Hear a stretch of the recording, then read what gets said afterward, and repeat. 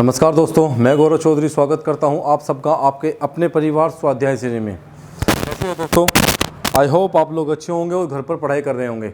बस अच्छे से पढ़ाई करते रहिए और यही आप लोगों के लिए आवश्यक भी है। अपना एम, आपका जो टारगेट है उसको सेट करिए और उसके लक्ष्य की तरफ बढ़ते जाइए। जैसे कहा गया है, द्वंद्व कहाँ तक पाला जाए, युद्ध कहाँ तक टाला जाए। द्वंद्व कहाँ तक पाला जाए, युद्ध कहाँ तक टाला जाए। तू राणा का वंशज, फेंक भाला जहाँ तक जाए, फेंक भाला जहाँ तक जाए। कोशिश करिए, आगे जो होगा वो समय पे छोड़ दीजिए। बस मेहनत करिए, मेहनत करना ही आपकी पहली प्राथमिकता होनी चाहिए। तो बस मेहनत करिए, ठीक है। अच्छे से पढ़ाई करिए। जितना यहाँ पे आपको पढ़ाया जाएगा वो मेहनत है। जितना आपको यहाँ पे पढ़ाया जाएगा वो बेस्ट होगा, ठीक है। मैं ये नहीं कहता कि हम लोग बेस्ट है, नहीं, लेकिन मैं ये कहता हूँ कि हम वे टीचर है जो आप मेहनत करना जानते हैं और आप लोगों से मेहनत कराना भी जानते हैं। मेहनत का कोई विकल्प नहीं होता, मेहनत का कोई विकल्प नहीं है। अगर कोई आपको कहता है कि मैं ऐसे बना दूंगा, ऐसे करवा दूंगा, ऐसे 100 ट्रिक आपको बता दूंगा, ये ट्रिक और वो ट्रिक आपको बता दूंगा, तो ऐसा कुछ नहीं होता। बोलते हैं कि मैं 10 लाइन 15 लाइन 20 लाइन लिखा दूंगा, उससे बार उसमें से आ जाएगा। नहीं, मेहनत का कोई भी विकल्प नहीं होता। और अगर आप नहीं करोगे तो कोई और तो कर ही लेगा, ठीक है ना। अगर आप लोग मेहनत नहीं करोगे तो कोई और तो कर ही लेगा। तो इसलिए मेहनत करिए, मेहनत का कोई विकल्प नहीं है और मौके बहुत कम मिलते हैं। ये नहीं है कि आज पढ़ाई की और कल नंबर आ जाएगा। लगातार पढ़ते रहिए जब तक आप अपने लक्ष्य को हासिल ना कर लो। तो अब शुरू करते हैं हम बहुब्रीहि समास के। मुझे आपको कुछ एग्जाम्पल बताने थे।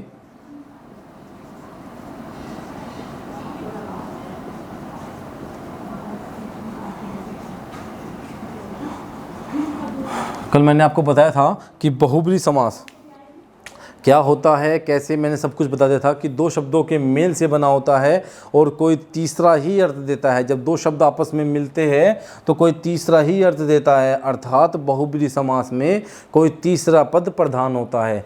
देखिए, मैंने आपको बताया था जैसे दशानन, दशानन अर्थात 10 है आनंद जिसके, अर्थात 10 है सिर जिसके, 10 है सर जिसके, 10 है आनंद जिसके। किसको बोलते हैं? दशानन कहते हैं हम रावण को। किसको? रावण को। रावण, ठीक है। रावणी है, ये रावणी है, ठीक है। तो दशानन किसको बोलते हैं? दशानन बोलते हैं रावण को। याद रखना, ये वो बहुब्रीहि समास के अंतर्गत वे शब्द आते हैं जिन शब्द को हम विशेष रूप में प्रयोग करते हैं। किसी हर बात में उनका प्रयोग नहीं करते। किसी विशेष इंसान को, किसी विशेष को ही वो चीज़ कही जाती है।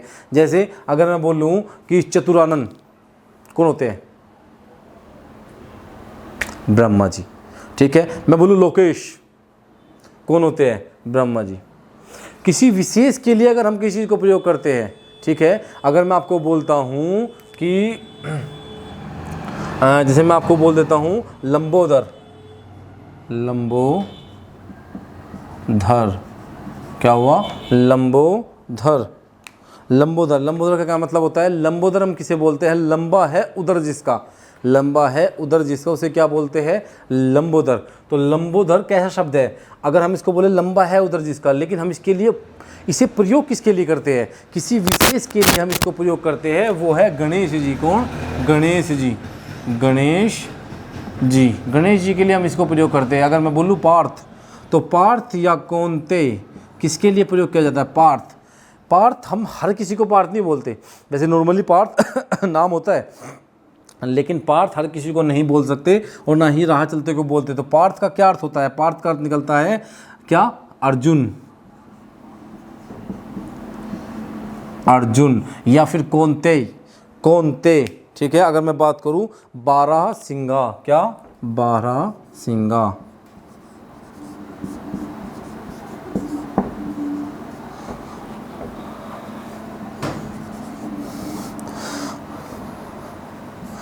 बारहसिंगा किसी विशेष जानवर को कहा जाता है। हर किसी जानवर को बारहसिंगा नहीं कहा जाता। वो कौन होता है? हिरण होता है। कौन?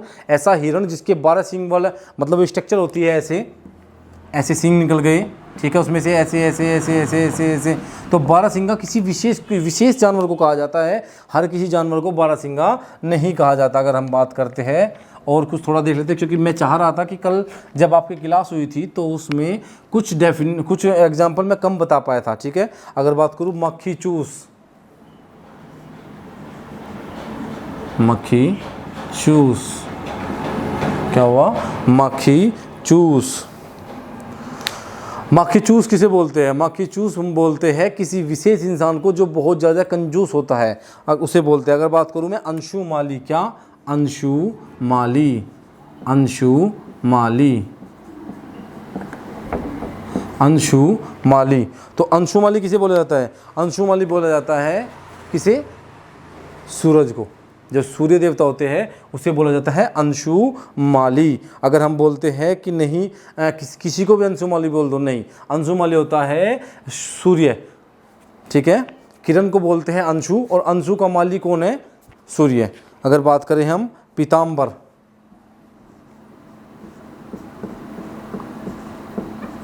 अच्छा, पीत है अंबर जिसका, या पीत है वर्ण जिसका, कौन? विष्णु जी।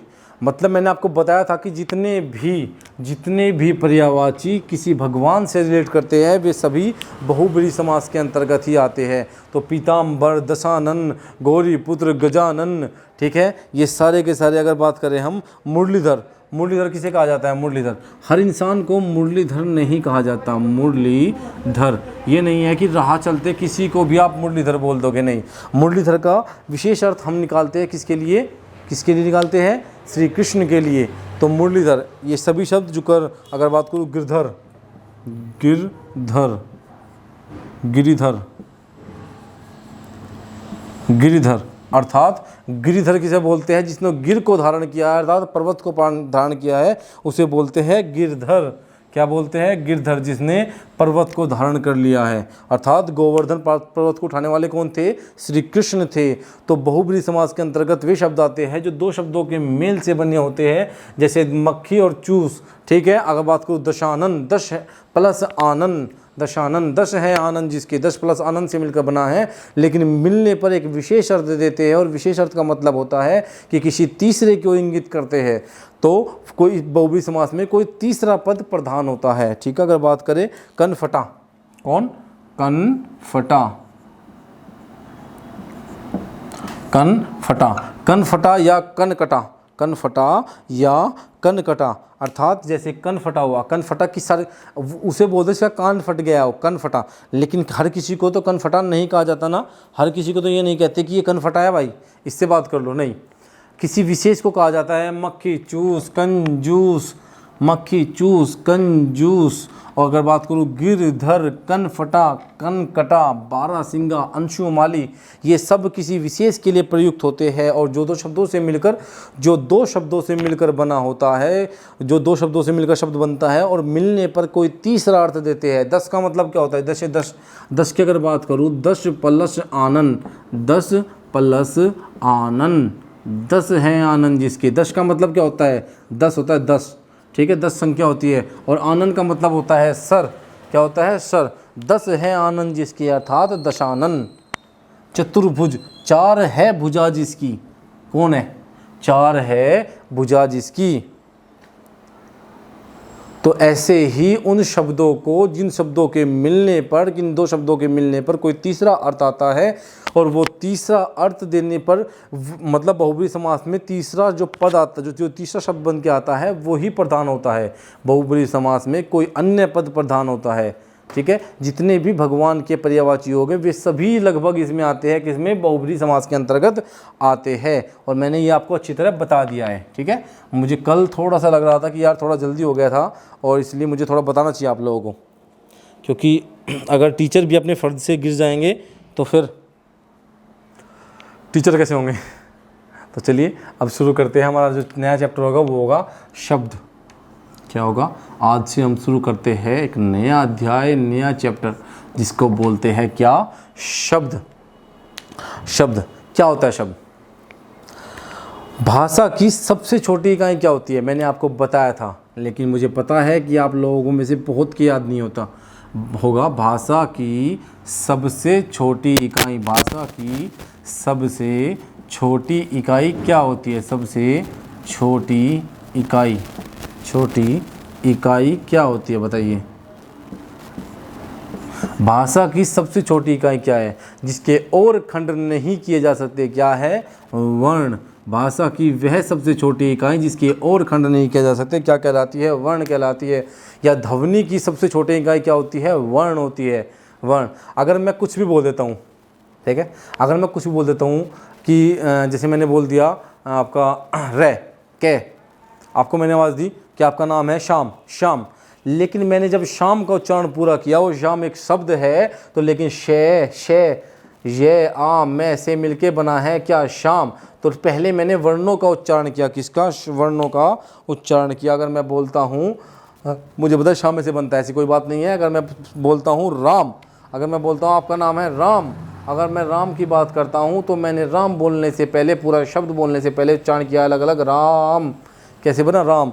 तो भाषा की या ध्वनि की सबसे छोटी इकाई क्या होती है? शब्द, जिसके और खंड नहीं किए जा सकते। वर्ण, वर्ण होती है। ठीक है। अगर आप बोलते हैं कि मैं बोल दूं ल्यू, क्या हुआ? कोई शब्द है? नहीं। कोई वर्ण है? नहीं। तो भाषा की सबसे छोटी इकाई होती है वर्ण, जिसे समझा जा सकता है। ठीक है। अगर कुछ भी बोल दिया ऐसे ही तो वो नहीं समझा जा सकता, नहीं समझा जा सकता, तो उसका कोई मतलब ही नहीं हुआ ना। ठीक है। अगर हम बात करते हैं तो इसी प्रकार भाषा की सबसे छोटी इकाई क्या बताया? वर्ण।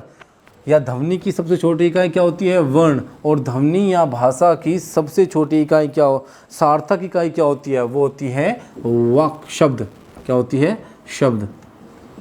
भाषा या ध्वनि की सबसे छोटी इकाई, ध्वनि की सबसे छोटी इकाई, सार्थक इकाई, ध्वनि की सबसे छोटी सार्थक इकाई क्या होती है? वो होती है शब्द। ठीक है।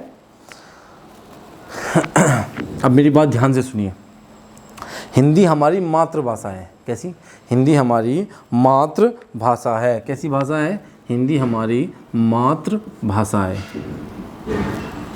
मातृभाषा मैंने आपको अच्छे से डिफाइन कर दिया है पहली क्लास में ही। हिंदी हमारी मातृभाषा है, ठीक है, जिसका प्रयोग हम सदैव वार्तालाप करने में, अर्थात अपने एक दूसरे को, अपने बातों को, अपने विचारों को व्यक्त करने के लिए, वार्तालाप करने के लिए प्रयोग करते हैं, या फिर लेखन के आधार पर हम हिंदी का प्रयोग करते हैं। ठीक है। हिंदी हमारी मातृभाषा है और मातृभाषा का प्रयोग हम अपने वार्तालाप करने में और लेखन के लिए करते हैं, जिसमें हम कुछ चिन्हों का प्रयोग करते थे। संज्ञा, सर्वनाम, विशेषण, क्रिया, संज्ञा, सर्वनाम, विशेषण, क्रिया और कारक चिन्हों का प्रयोग किया जाता है। अगर हम बात करते हैं कि अगर हम भाषा का हमें अधूरा ज्ञान होगा, कैसा? अगर बात करो, अगर गहराई से हमने इसका अध्ययन नहीं किया तो इसमें कोई ना कोई त्रुटि आ जाएगी। तो भाषा का पूर्ण और सही ज्ञान प्राप्त करने के लिए हमें व्याकरण का अध्ययन करना आवश्यक होता है। अर्थात व्याकरण वह साधन है जिसके द्वारा हमें भाषा के शुद्ध रूप का ज्ञान होता है। ठीक है। व्याकरण वह साधन है जिसके द्वारा हमें भाषा के शुद्ध रूप का ज्ञान होता है। ठीक है। अगर बात करूँ शब्दों के योग, वर्णों के योग से क्या बनता है? वर्णों के योग से बनता है शब्द, और शब्दों के योग से बनता है क्या? वाक्य। जैसे रे, आ और मैं, वर्णों के योग से रे, आ, मैं और ए, इन चार वर्णों के योग से क्या बना? राम। अर्थात वर्णों के योग से तो बना शब्द। और राम पानी पीता है, राम पानी पीता है। क्या करता है? राम पानी पीता है। भाई राम ने पानी पी लिया, ठीक है, राम पानी पीता है। भाई कोई क्रिया कर दी, सकर्मक क्रिया कर दी राम ने, कुछ तो पीता होगा। राम पीता है, क्या पीता है? पानी पीता है, कुछ ना कुछ तो करता होगा। ये आगे देखेंगे, आगे के चैप्टर है। ठीक है। अब बात करो, मैंने कहा था कि वर्णों के योग से शब्द बनता है और शब्दों के योग से बनता है वाक्य। और वाक्य के, अगर बात करूँ वाक्य के या भाषा के शुद्ध रूप का ज्ञान करने के लिए हमें हिंदी की व्याकरण की आवश्यकता होती है। व्याकरण का अध्ययन गहराई से किया जाना अति आवश्यक होता है। अगर बात करते हैं हम अब हम अपने टॉपिक पर आते हैं शब्द पर। जो मैंने आपको समझाया वो अच्छे से समझ में आपकी आ गया होगा। रचना के आधार पर शब्द। शब्द मैंने आपको बताया कि ध्वनि की वह सबसे छोटी इकाई जिसका कोई अर्थ होता है, या ध्वनि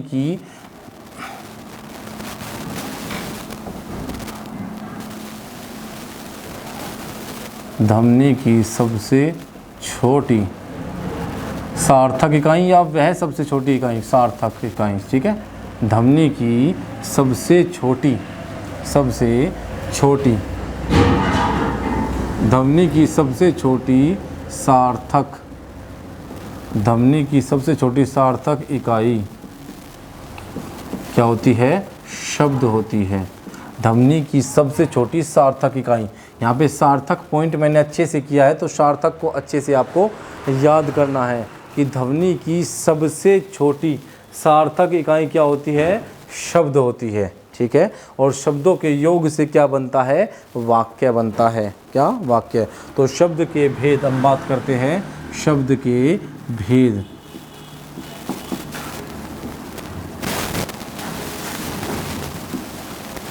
शब्द के भेद रचना के आधार पर। नंबर 1, रचना के आधार पर।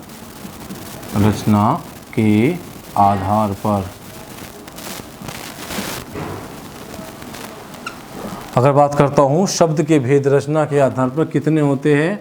3 होते हैं। कितने? 3। तो शब्द के भेद रचना के आधार पर कितने होते हैं? 3 होते हैं। कितने? 3 होते हैं।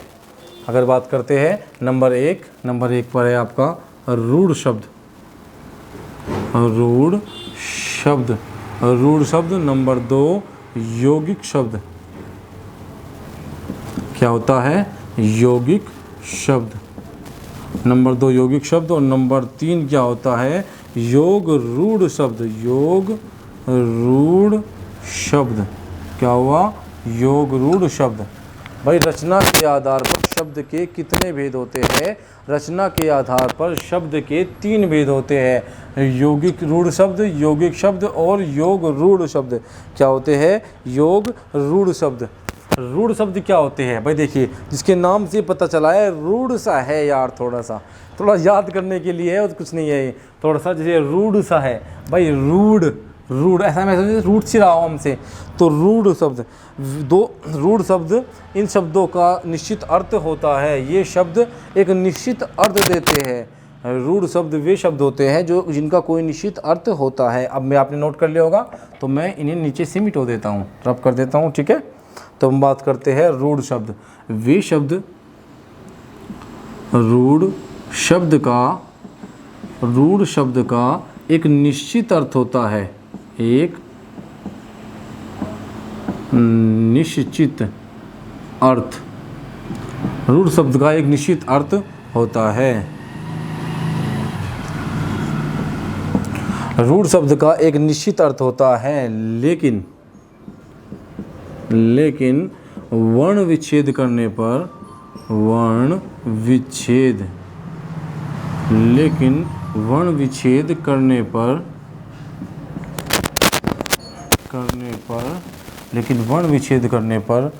ये कोई अर्थ नहीं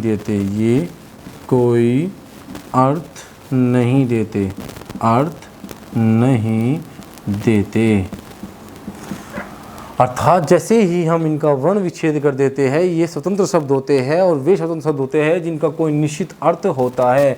तो रूढ़ शब्दों का एक निश्चित अर्थ होता है, लेकिन वर्ण विच्छेद करने पर ये कोई अर्थ नहीं देते। जैसे अगर हम बात करते हैं कमल कैसा शब्द है? कमल की अगर हम बात करते हैं तो कमल है क्या? जैसे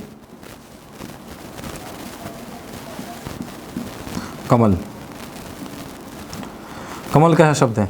भाई कमल का एक निश्चित अर्थ है कि ये एक फूल है। कमल एक फूल होता है जो कीचड़ में खिलता है, बहुत सुंदर होता है, ठीक है। तो कमल का भाई रूढ़ शब्दों का एक निश्चित अर्थ है कमल, ठीक है। लेकिन जैसे ही मैंने इसका वर्ण विच्छेद कर दिया, जैसे ही मैंने इसके वर्णों में तोड़ दिया, भाई पूरा वर्णों में नहीं तोड़ रहा हूँ मैं, टोटल कितने वर्ण हैं, ठीक है, मैं आपको सिर्फ बता रहा हूँ, तो इसलिए यहाँ पे मैं ऐसे नहीं तोड़ूंगा कि कै ए प्लस में प्लस ए प्लस ले और फिर प्लस है, ऐसे नहीं तोड़ूंगा, पूरे वर्ण विच्छेद नहीं करना है, ठीक है। ये आप लोग बहुत अच्छे से सीख चुके हो।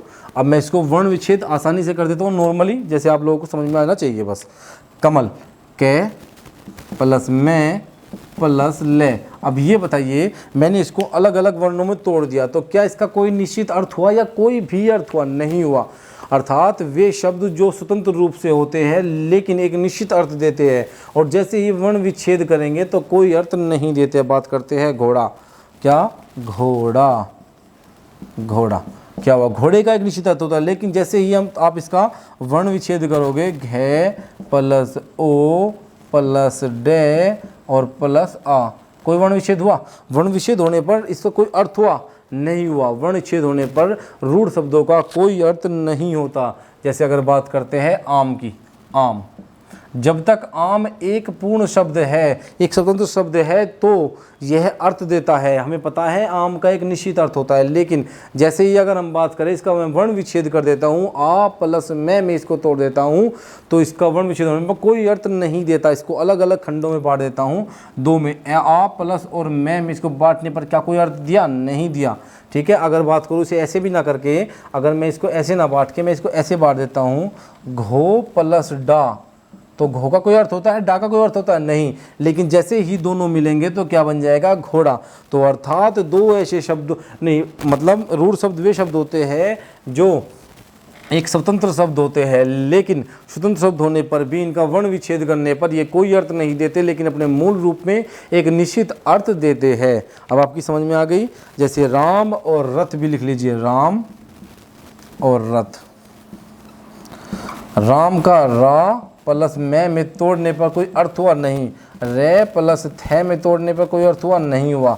तो मैंने कहा था जब ये एक शब्द होते हैं तो इनका अर्थ होता है, लेकिन जैसे ही हम इनका वर्ण विच्छेद कर देते हैं तो इनका कोई अर्थ नहीं होता, ठीक है। तो मैं इसको रफ कर देता हूँ और हम देखते हैं, ये हो गया हमारा रूढ़ शब्द और यौगिक शब्द।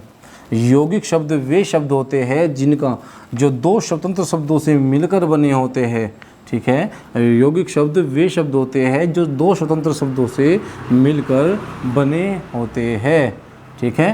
क्या? रूढ़ शब्द वे शब्द होते हैं जो दो स्वतंत्र शब्दों से मिलकर बने होते हैं और जिनका कोई विशेष अर्थ हो, जिनका कोई अर्थ होता है। शब्द के प्रकार, रचना के आधार पर। हम क्या कर रहे हैं? रचना के आधार पर। रचना के आधार पर कितने बताए मैंने? 3 प्रकार बताए हैं। एक हमारा हो गया रूढ़, जो हमने कंप्लीट कर लिया है, ठीक है। अब हम देख रहे हैं नंबर 2, यौगिक। यौगिक शब्द दो स्वतंत्र शब्दों से मिलकर बने होते हैं और दोनों शब्दों का अलग अलग अर्थ होता है। यौगिक शब्द दो स्वतंत्र शब्दों से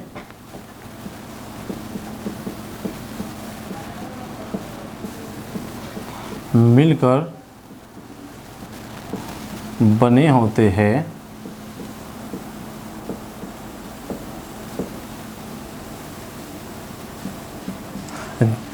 यौगिक शब्द दो स्वतंत्र शब्दों से मिलकर बने होते हैं और उन शब्दों का अलग अलग अर्थ होता है। अलग अलग अर्थ होता है।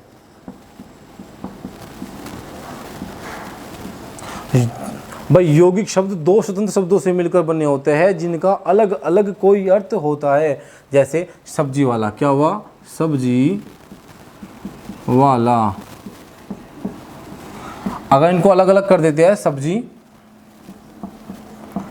प्लस वाला, क्या हुआ? सब्जी प्लस वाला, सब्जी वाला। भाई सब्जी का अपना अर्थ है और वाला का अपना अर्थ है, तो क्या हुआ? सब्जी वाला, ठीक है। तो ऐसे ही आसान हो जाता है। जब भाई देखो, दो स्वतंत्र शब्दों से मिलकर बने हैं, सब्जी वाला दो स्वतंत्र शब्दों से मिलकर बना है, ठीक है। एक शब्द ये और एक शब्द ये, एक और दो स्वतंत्र शब्दों से मिलकर बना है, क्या बना, सब्जी वाला। और जैसे ही हम इन शब्दों को अलग अलग करते हैं, सब्जी प्लस वाला, तो दोनों शब्दों का अपना भी एक अलग अर्थ है। अगर सब्जी वाले को अलग कर दे, भाई सब्जी वाले का पूरा मतलब क्या होता है, सब्जी वाले का मतलब होता है सब्जी बेचने वाला। कौन, सब्जी को बेचने वाला, या सब्जी जिसके पास सब्जी रखी होती है वो सब्जी वाला होता है, जिसकी सब्जी होती है वो सब्जी वाला होता है। भाई इसके मेरे पास मार्कर है, मैं बोल दूँगा मैं मार्कर वाला हूँ भाई, ठीक है। अगर किसी पास सब्जी होती है तो क्या होता है, सॉरी बच्चों, सब्जी वाला। लेकिन जैसे ही मैंने इनको अलग अलग कर दिया तो सब्जी का एक अलग अर्थ होगा। क्या यहाँ पे भी बोलेंगे सब्जी, सब्जी वाला? नहीं, यहाँ पे सब्जी एक अलग है। सब्जी वो होती है जैसे लौकी, भिंडी, घिया, आपका घिया, भिंडी, आलू, टिंडा, टमाटर, ये सब सब्जी होते हैं। तो सब्जी वाला तो नहीं होता है, ये सब्जी होती है, ना कि सब्जी वाला। सब्जी वाला वो होता है जो आपको बाहर सब्जी बेचने आता है, हम आवाज़ देते हो सब्जी वाले, सब्जी दे के जा भाई, बोलते हैं ना, ऐसे बोलते हैं सब कि सब्जी वाले भाई सब्जी दे के जा। तो सब्जी वाला अलग है और सब्जी अलग है। सब्जी वाला वो आदमी है जो सब्जी बेचता है, और सब्जी होती है जो सब्जी उसकी ठिल्ली पर रखी होती है, जिस चीज़ पर रख के बेचता है वो सब्जी होती है, सब्जी जो रखी होती है, ठीक है, इसे हम खाते हैं। तो क्या हुआ, ये हुई सब्जी और सब्जी वाला दोनों का अलग अर्थ है, और वाला का एक अपना अलग अर्थ है। तो मैंने कहा था कि दो स्वतंत्र शब्दों से मिलकर बना होते हैं और उन शब्दों का अलग अलग अर्थ होता है। तो अलग अलग अर्थ हुआ ना, जैसे ही मैंने इनको अलग अलग किया तो अलग अलग अर्थ दिए ना इन्होंने। अगर बात करते हैं, हम कुछ और देख लेते हैं, विद्यालय।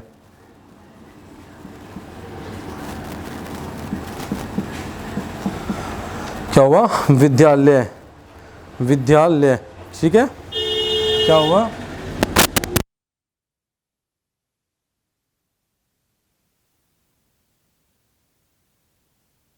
विद्यालय। विद्यालय क्या होता है, स्कूल। क्या होता है, स्कूल, जहाँ पर पढ़ाई होती है, जहाँ पर हम पढ़ते हैं, विद्यालय स्कूल होता है, ठीक है, स्कूल विद्यालय। लेकिन जैसे ही इसका कोई अर्थ है, लेकिन जैसे ही मैंने इसके शब्दों को अलग अलग कर दिया तो उन दो शब्दों से मिलकर बने, तो दोनों शब्दों को मैंने अलग अलग कर दिया। तो अलग अलग करने पर भी वो अर्थ देते हैं, उनका एक विशेष अर्थ अपना होता है। जैसे विद्या का अलग अर्थ है और आल्य का अलग अर्थ है। आल्य का मतलब होता है धाम, शाला, निलय, निकेतन, धाम, ठीक है, ये सब कुछ होते हैं आल्य के, या घर, ठीक है। लेकिन विद्या का अर्थ होता है, विद्या बोलते हैं किसे, विद्या बोलते हैं हमारी जो हम पढ़ते हैं, ठीक है, विद्या, ठीक है, जो हम ज्ञान अर्जित करते हैं, ठीक है। तो विद्या प्लस आल्य क्या हुआ, विद्यालय। विद्यालय का मतलब जहाँ पर पढ़ाई होती है, वो स्थान जहाँ पर हमारी पढ़ाई होती है, विद्यालय। और ऐसा स्थान जहाँ, अगर इनका अलग अलग अर्थ निकाल दूँ, अलग अलग शब्द अलग अलग तोड़ दूँ, दो शब्दों से मिलकर बने, दोनों शब्दों को मैंने अलग अलग कर दिया, तो विद्या का एक अपना अलग है अर्थ है, और आपका आल्य का एक अलग अर्थ होता है। अब बात करते हैं, कुछ और देख लेते हैं, ठीक है। धर्मशाला क्या हुई, अब ऐसा तो नहीं है कि धर्मशाला, कि धर्म का अर्थ या शाला का अर्थ भी आपको बताना होगा, नहीं भाई। धर्मशाला, धर्मशाला वह स्थान होता है जहाँ पर यात्री रुकते हैं, ठीक है। मैंने कहा था कि यौगिक शब्द दो शब्दों से मिल, स्वतंत्र शब्दों से, दो स्वतंत्र शब्दों से मिलकर बने होते हैं, जिनका अलग अलग भी अर्थ होता है, ठीक है, जिनका अलग अलग अपना अर्थ होता है। जैसे धर्मशाला, भाई धर्म का एक अलग अर्थ होता है और शाला का एक अलग, शाला का वही घर, निकेतन, आलय, ठीक है, और धर्म का, ठीक है, धर्म होता है, ठीक है, वह स्थान जहाँ पे धार्मिक किए जाते हैं, ठीक है। भाई सुनो, धर्म का अर्थ होता है, जैसे हमारा धर्म है, ये हिंदू धर्म भी होता है, ये धर्म अलग होते हैं, सब इंसानियत होती है, ठीक है। लेकिन भाई धर्म जहाँ पे धार्मिक कार्य किए जाते हैं, ठीक है ना। अगर हम बात करते हैं, इसको तोड़ो, धर्म, धर्म प्लस शाला में मैंने इसको तोड़ दिया, किसी को, धर्म प्लस शाला में मैंने इसको तोड़ दिया। अब देखिए, धर्मशाला, धर्मशाला वह स्थान जहाँ पर यात्री रुकते हैं, उसको धर्मशाला बोलते हैं, ठीक है। आप कहीं बाहर शहर में घूमने गए, विशेषकर आप ऋषिकेश जैसे शहर में जब जाओगे तो वहाँ पे आपको धर्मशाला मिलेगी।